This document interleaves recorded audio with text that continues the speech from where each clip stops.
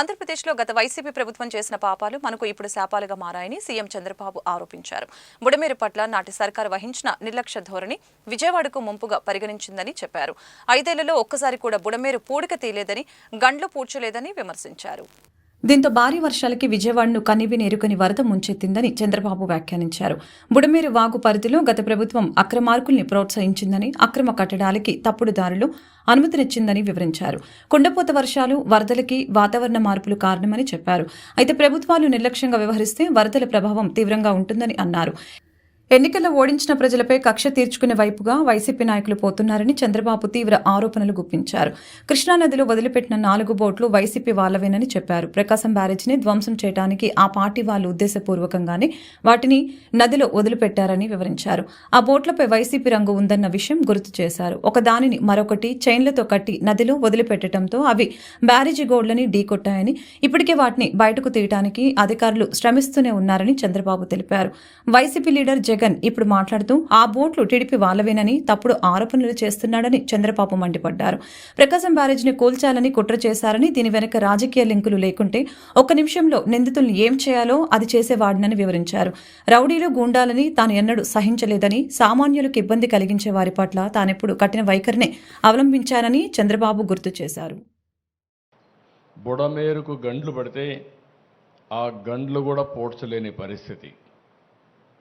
తెలుగుదేశం ప్రభుత్వం దగ్గర 57 కోట్ల రూపాయలు శాంక్షన్ చేసి ఆధునీకరణ కింద బుడమేరులో పనులు చేయాలని శాంక్షన్ చేస్తే రాజకీయ కారణాలతో దాన్ని క్యాన్సిల్ చేసే పరిస్థితికి వచ్చారు.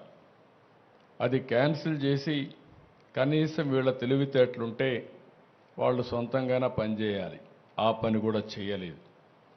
దీనికి అదనంగా బుడమేరు మొత్తం ఆక్రమణకు గురి చేశారు.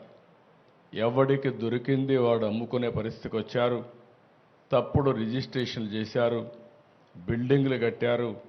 ఎక్కడికక్కడ నీళ్లు పోవలసిన బుడమేరుని ఇష్టానుసారంగా అక్రమ కట్టడాలకు నాంది పలికే పరిస్థితి వచ్చారు. ఒక పక్క ప్రకృతి ఓసారి మన పట్ల చిన్న చూపు చూసినప్పుడు ఇలాంటి వరదలు వస్తూ ఉంటాయి. వర్షంగా మారిపోయి ఒకే ప్రాంతంలో కుంభవృష్టి వర్షం వచ్చే పరిస్థితి వస్తూ ఉంది. ఇవన్నీ వచ్చి మళ్ళా మనుషులు చేసే తప్పులు ఇప్పుడు ఇక్కడ చూసాం. ఎక్కడ చూసినా ఒక డ్రైన్ కూడా తవ్విన పాపాన పోలేదు, ఒక కాలువ తవ్విన పాపాన పోలేదు. ఇంకొక పక్క ఎక్కడ చూసినా తప్పుడు బిల్లులు వేసుకొని తినేసే పరిస్థితికి వచ్చారు.